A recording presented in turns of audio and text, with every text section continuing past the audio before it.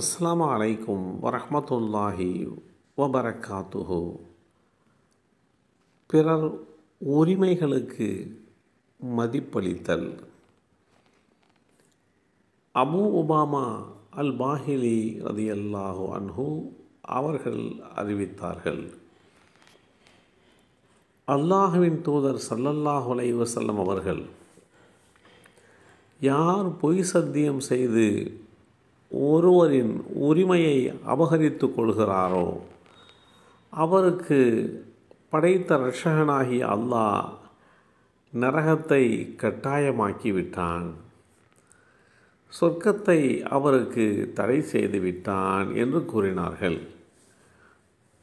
அப்போது ஒரு மனிதர், அது ஒரு சிறிய பொருளாக இருந்தாலுமா அல்லாஹ்வின் தூதர் அவர்களே என்று கேள்வி எழுப்பினார்.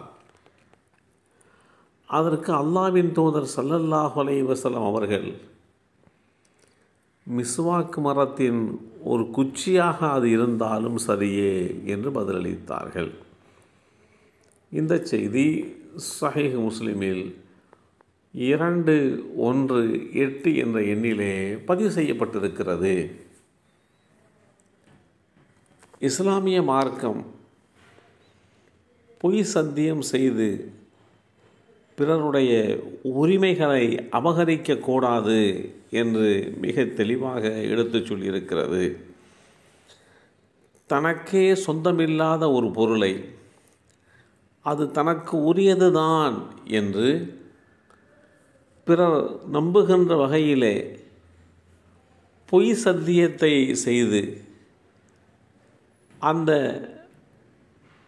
பொருளை தனக்கு சொந்தமாக ஆக்கி கொள்ள நினைப்பது மிகப்பெரிய பாவமாக இஸ்லாத்தில் பாவிக்கப்படுகிறது.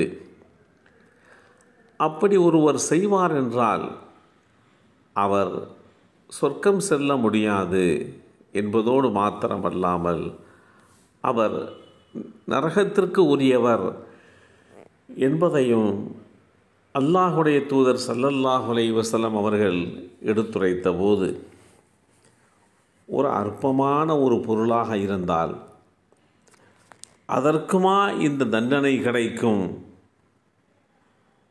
ஒரு மரத்தில் ஒடிக்கப்பட்ட குச்சி இது மாதிரி உண்டான அற்பமான பொருளாக இருந்தாலுமா என்று கேட்கப்பட்ட அந்த கேள்விக்கு, ஆமாம், ஒரு மரத்திலிருந்து ஒடிக்கப்பட்ட ஒரு சின்ன குச்சி ஆனாலும் சரியே அவர் நரகம் செல்வார், சொர்க்கத்திற்குள் அனுமதிக்கப்பட மாட்டார், அவர் மிகப்பெரிய பாவி என்கின்ற அந்த செய்தியை இஸ்லாம் தெளிவுபடுத்தி காட்டுகிறது.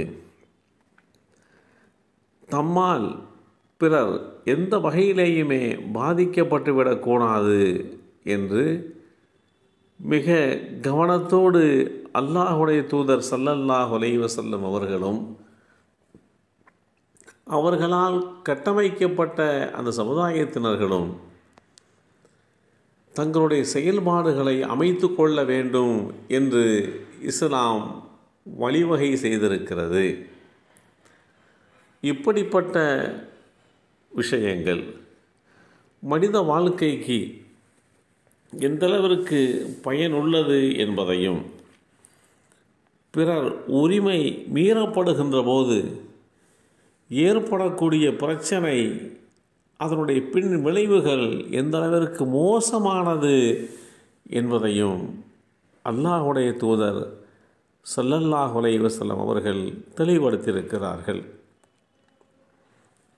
ஒரு பொருள் அல்லது ஒரு பொருளாதாரம் தனக்கு உரியது என்று அது தனக்கு உரித்தானது இல்லாத நிலையிலே ஒருவர் சொல்லி அதை ஊர்ஜிதப்படுத்துவதற்கு, சத்தியம் செய்வதற்கு கூட முன்வருகின்ற காலகட்டத்திலே 1400 ஆண்டுகளுக்கு முன்பாகவே இது மாதிரி உண்டான குற்றச் செயல்கள் நடைபெறக்கூடாது என்று இஸ்லாம் வழிகாட்டி தந்திருக்கிறது. எல்லாம் வல்ல அல்லாஹு தாலா பிறருடைய உரிமையை மதித்து வாழ்கின்ற நன்மக்களாக நம் அனைவரையும் ஆக்கி வைப்பானாக. அஸ்ஸலாமு அலைக்கும் வரஹ்மத்துல்லாஹி வபரகாத்துஹு.